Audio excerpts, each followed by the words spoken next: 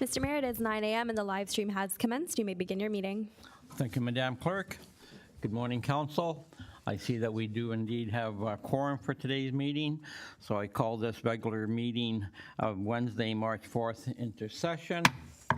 I will now ask all those that can to please rise for the national anthem.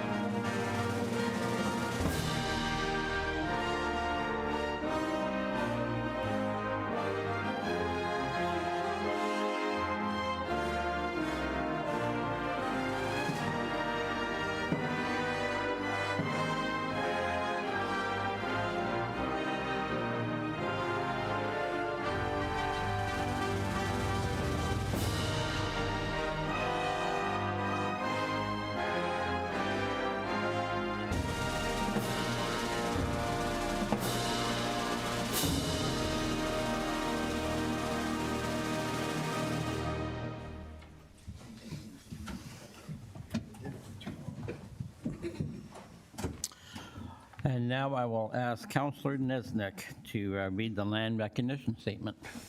Thank you, and good morning, everyone. The town of Pelham is situated on treaty land steeped in the rich history of the First Nations, such as the Hattie-Wendoronk, the Haudenosaunee, and the Anishinaabe, including the Mississaugas of the Credit First Nation. This territory is covered by the Upper Canada Treaties and is protected by the Dish with One Spoon Wampum Agreement. Today, many First Nations, Métis, and Inuit people from across Turtle Island live and work in Niagara. The town of Pelham stands in solidarity with all Indigenous peoples, past, present, acknowledging that our high standard of living is a result of the resources and lasting friendship of Indigenous peoples. Thank you, Councillor. Now I'll turn to the clerk. Thank you, Mr. Mayor. That brings us to the approval of the agenda, and I have a motion put forth by Councillor Bernarski, seconded by Councillor Kerr. Be it resolved that the agenda for the March 4th, 2026 regular meeting of Council be adopted as circulated. To you, Mr. Mayor. Thank you. After viewing the agenda, any comments, questions? Not seeing any. Call the vote. All those in favor? Seeing none opposed, motion carries. Thank you, Mr. Mayor. That brings you to disclosure of pecuniary interests. Thank you. After viewing the agenda, does any council member have a disclosure of pecuniary interest and general nature thereof to declare? Not seeing any, Madam Clerk. Excellent. Thank you, Mr. Mayor. That brings us to item 6.1, and we are joined this morning by Nancy Beamer, trustee for the DSBN, to discuss proposed changes by the Ministry of Education. And we welcome you to the podium. Good morning, Nancy. You have the floor. Honorable Mayor, members, council, staff, and community members. Good morning. As you know, my name is Nancy Beamer, and I am the English Public Trustee for Pelham and Thorold. Back in the 1960s, Bob Dylan wrote, "The times, they are changing," a sentiment that feels increasingly relevant today in our political climate. Recently, local municipalities were blindsided by Bob Gale with his announcement of advocating for amalgamation, claiming public support despite providing no data or having held any community consultation. Another significant shift in local representation we are facing involves comments made over the past year by the Minister of Education, Paul Calandra, regarding the potential elimination of locally elected school trustees. The minister has suggested that trustees are not doing their jobs effectively. This coming from a person with no professional background in education.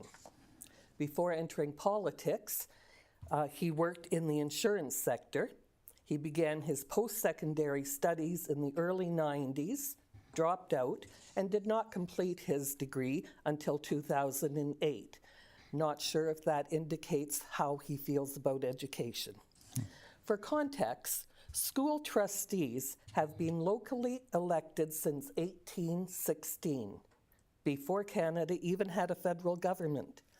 Our founders recognized that education was essential to building a strong country. They built one-room schoolhouses, and the children came. Not sure if they had to walk uphill both ways on bare feet, but you get the idea. The methods have changed, but the principle remains the same. Education matters. Over time, the roles of trustees have changed, but the principle remains.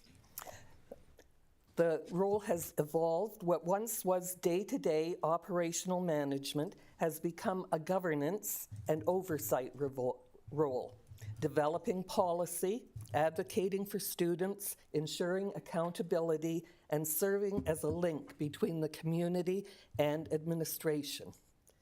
It appears that Minister Calandra, empowered by the newly adopted Bill 33, is pursuing a strategy that effectively defunds, devalues, and ultimately disposes of local government structures in education. Although the DSBN has maintained a balanced budget due to strong fiscal management, many other boards across Ontario have not. The minister has attributed this to poor financial decisions. However, a closer look tells a different story. Since 2018-2019, per pupil funding has steadily decreased. In total, Ontario has underfunded public education by approximately $6.3 billion, yes, billion, over the past 7 years, when money is adjusted for inflation and enrollment.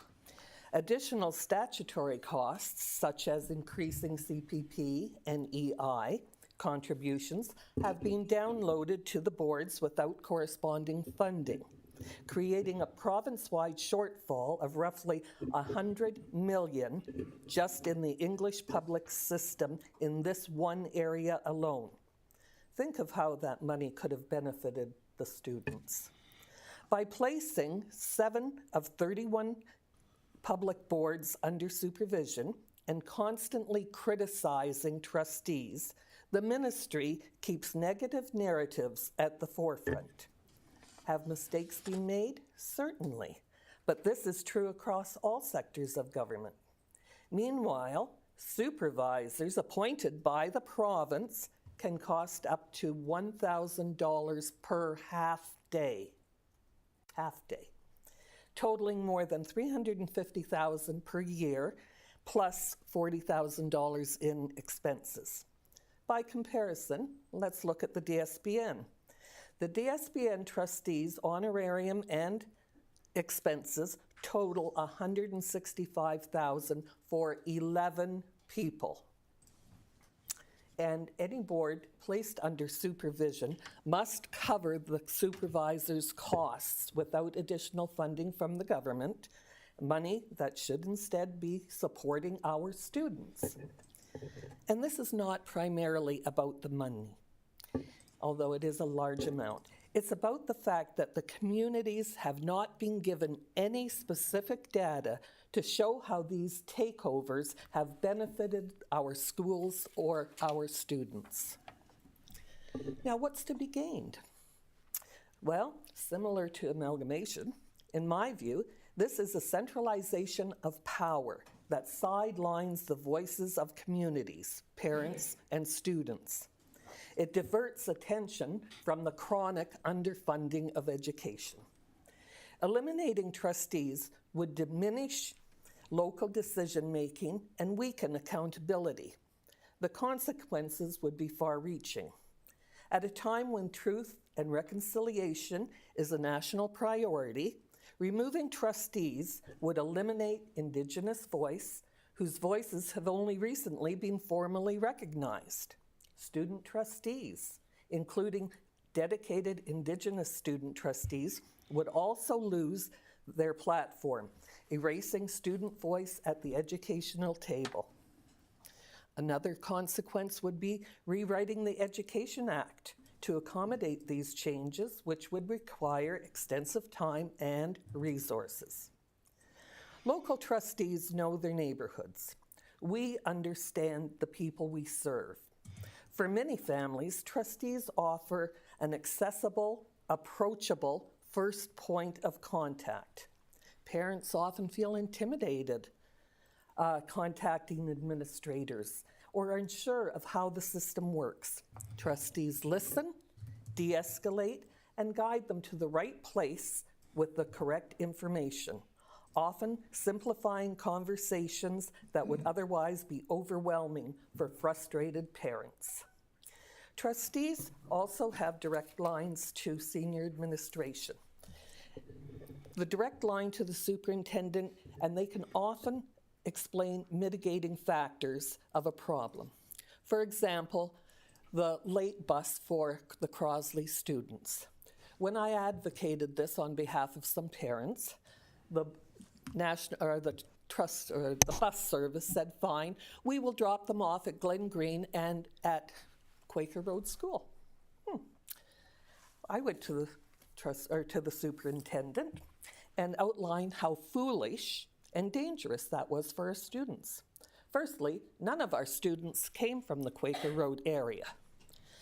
Secondly, the path that they would have to take back to Fonthill was a road with no sidewalks, poor lighting, ditches, high traffic volumes, 2 intersections, and they would be walking 2.3 kilometers back to the spot that the bus had already driven by. Rather foolish. I was able to advocate directly with the superintendent and secure a safer and more appropriate drop-off system. Why I'm here today. Whitney Houston once sang, "I believe the children are our future. Teach them well and let them lead the way." And I hope that'll stay in your mind all day today. It's a sentiment our communities understood as far back as 1816, and one that still holds true. A strong education system depends on local representation, and trustees play a vital role in supporting it. The ministry is moving to remove this crucial layer of community voice without surveys, town halls, virtual consultants, roundtables, or any form of public engagement. Your voice, my voice, community voice is being taken away. I respectfully request that Council send a letter to the Premier, the Minister of Education, our local MPP, and the Ontario Ombudsman, expressing your support for the preservation of locally elected school trustees as the primary voice in public education. Thank you for your time, and I'm happy to answer any questions. Thank you, Ms. Beamer, for an informative presentation. I will now ask any members of council any questions to the presenter. Deputy Mayor Eckert. Thank you, Mr. Mayor. Thanks for coming, Nancy. Great presentation. Not necessarily a question, but I would like your opinion on it. For years, I've followed the situation in some of our large municipalities around Ontario, in particular Toronto, Mississauga, those areas, and where school board trustees have grown into full-time positions where they're paid hundreds of thousands. The decisions they make that I don't think have anything to do with the education of children, but they get into other areas. Do you think that, to quote somebody else's phrase here, they're throwing out the baby with the bathwater here? Like, the issue is some of these other school boards, and then the ones around the province in smaller communities that perhaps are running very efficiently are getting looped in, so they're just going to do a fix-all solution, they think is a fix-all solution for everybody, instead of concentrating on the issues, the problem issues. What do you think about that? I do believe that's true. We, as smaller communities, do not have the same issues that they do in Toronto, York, and Peel. The population demographic is totally different. And like in any other part of government, if you don't monitor it properly, it can become overwhelming and maybe what some people would say corrupted. And it's up to the community when they vote. First of all, it's up to the community to get involved and to understand the job of trustees. Some of these trustees are not making the money that the director of education is. The way trustees are funded is there's a base salary of $5,900, and then you get, I believe it's $1.75, $1.75 per student. So that's how the base or the salary for these trustees is made. So you have to make sure you're not changing or comparing the salary of the superintendents and the upper administration with salary or honorariums of trustees in that. But yes, I agree that I don't think it's that he's doing that. I think it is a power grab, very much like amalgamation. They want to put all of the power within there. I mean, the ministry already has power. They set the curriculum. Just recently, Calandra said we have 72 boards and they're all teaching different curriculum. That's an incorrect statement. The ministry sets your curriculum. You have to follow it. If you go outside of that, that's up to your superintendents and the local director of education to make sure that you are following it. And that's why you have superintendents. The ministry sets the number of hours that students have to be in classrooms. We have to follow that. We have to adjust our calendars to reflect that. The biggest thing right now is transportation. We have some, especially rural communities where a lot of our students come in by transportation. Those costs are escalating yearly, and they're not being compensated in the right spot. That's why, as of last year, we had to go from a 2.1 kilometer walk to a 2.3, which was what they would fund us for. And that caused a lot of concern. It didn't affect us because there's mitigating factors like safety, sidewalks, et cetera. So our Crosley students weren't really affected by that, but some places were. But the thing is, they're undertaking now, I see where Calandra has told several of the boards, including Kingston, to not renew any transportation contracts until he can oversee the process. So once again, taking local decisions and making them from Toronto, which if he hasn't gone from Fonthill to Quaker Road, he wouldn't have known that that was not a feasible option for our students. So yeah, I think he made a statement. Now he's working backwards to justify his statement. Thank you. Thank you, Deputy Mayor. Any other questions? Councillor Kerr. Yeah, just to, I guess it's to highlight to everyone, this is strictly relative to the English-speaking school boards, that the Francophone board and the Catholic school board won't, he has no authority over them because of their enshrinement in the BNA Act. So that's, this is one side of a coin by that particular minister. So just wanted everybody to know this isn't uniform for the Catholic School Board, the Francophone boards, or it's just the English school boards. So I can see a challenge maybe coming forward in inequity because public English parents are not going to be represented. Mind you, he has mentioned that in the Francophone boards and the separate school boards, they will only have jurisdiction on making decisions on religious areas and on French areas. They would no longer have jurisdiction over budget or anything else like that. Okay, thank you, Councillor. Any other questions or comments? I'm not seeing any. Imagine. Okay, again, thank you for your presentation. You're welcome. I'll turn to the clerk. And I have presented your clerk with some sample letters from other communities if you decide to go ahead and support us. Thank you. Okay, thank you. Thank you, Mr. Mayor. I have a motion moved by Councillor Niznik, seconded by Councillor Wink, that Council receive the presentation for information. To you, Mr. Mayor. Okay, thank you. Any other questions, comments? Not seeing any. I'll call the vote. All those in favor? I see none opposed. Motion carries. Thank you, Council.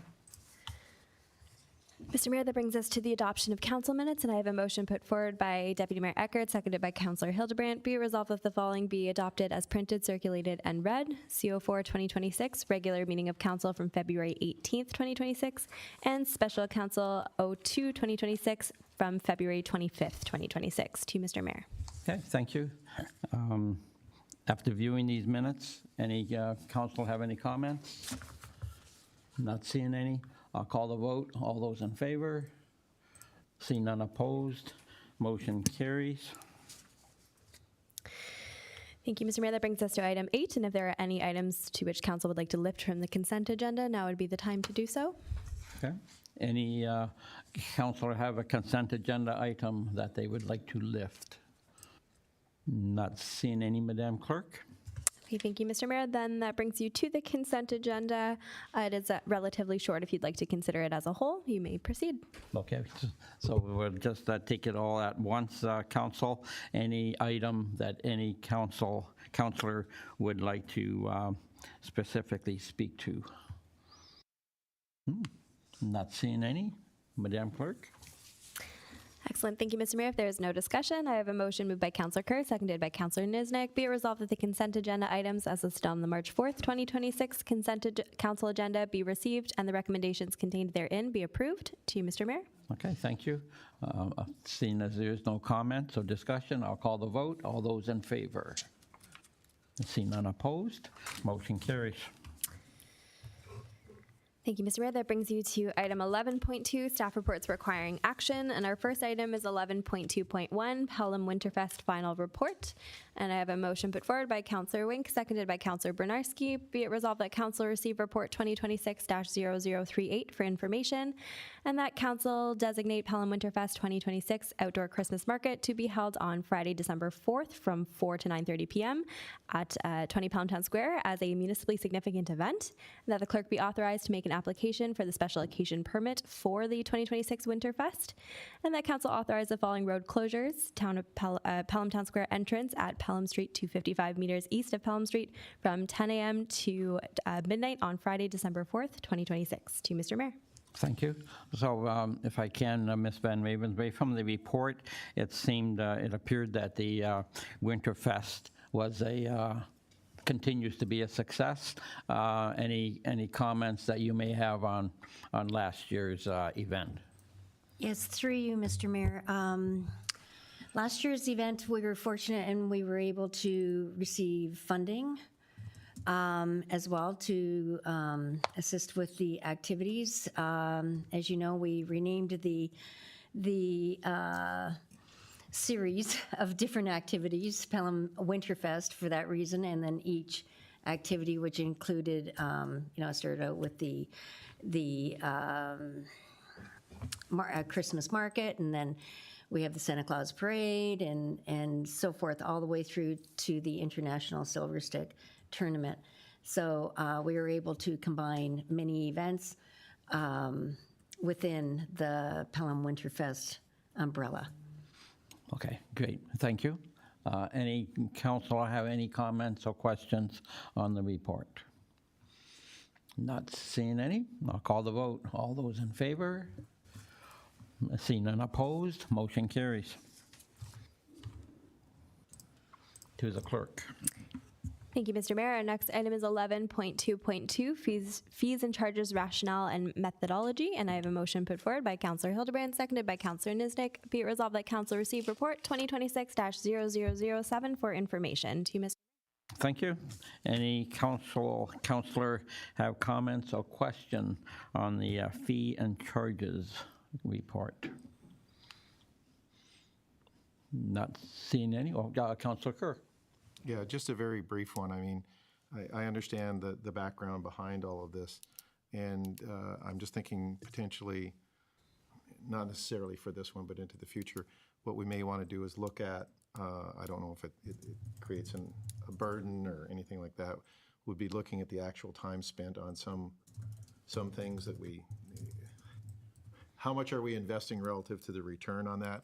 I understand the concept of we are a municipality that serves the citizens, but if some of the things are being utilized by others than Town of Pelham residents per se, whether we're balancing our fees can we balance them in a more appropriate, but the only way to know would be to have a sense of how much time you actually spend on it.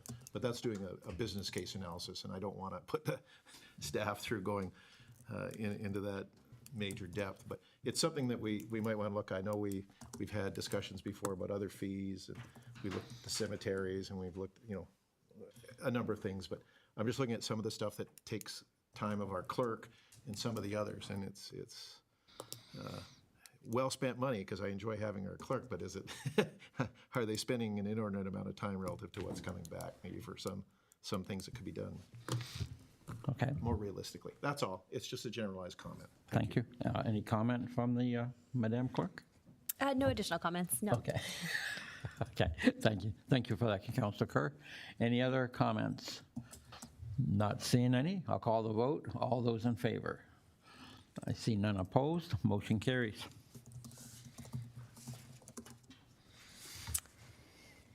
Okay, thank you, Mr. Mayor. That brings us to item 14, and I have a motion moved by Deputy Mayor Eckert, seconded by Councillor Kerr. Be it resolved that the following be read first, second, and third time and passed, being bylaw number 13, 2026, a bylaw to authorize the mayor and clerk to enter into an agreement with His Majesty the King, as represented by the Minister of Infrastructure, for Ontario Transfer Payment Agreement Housing Enabling Water Systems Fund, intake 2, top-up. To you, Mr. Mayor. Thank you. Maybe if I can ask the Director of Public Works, I see that's quite a timeline, and it was quite a sum of money to work through to allocate to areas of the town. So is that full 16 million now fully allocated? And I trust that you're happy with the timeline, and even more importantly, the ministry is happy with the timeline that we put forward. Through you, Mr. Mayor. Yes, I believe the timelines that we've set out for completing those projects are in line with what's required as part of the grant, and we're comfortable that we're on the right path to have that completed by March of 29. Okay, thank you for that. Any other questions from council? Not seeing any. Call the question. All those in favor? I see none opposed. Motion carries. Thank you, Mr. Mayor. That brings us to item 16, resolution to move in camera. And I have a motion put forward by Councillor Bernarski, seconded by Councillor Hildebrand. Be it resolved that Council resolve into closed session to consider the following matters. Closed session report 2026-0055, OLT appeal update, litigation or potential litigation, including matters before administrative tribunals as per section 239(2)E of the Municipal Act. And closed session report 2026-0056, insurance claim update, security of property of the municipality as per section 239(2)A, and litigation or potential litigation as per section 239(2)E. To you, Mr. Mayor. Thank you. Any comments before I call the vote? Not seeing any. Call the vote. All those in favor? I see none opposed. We will move into closed session.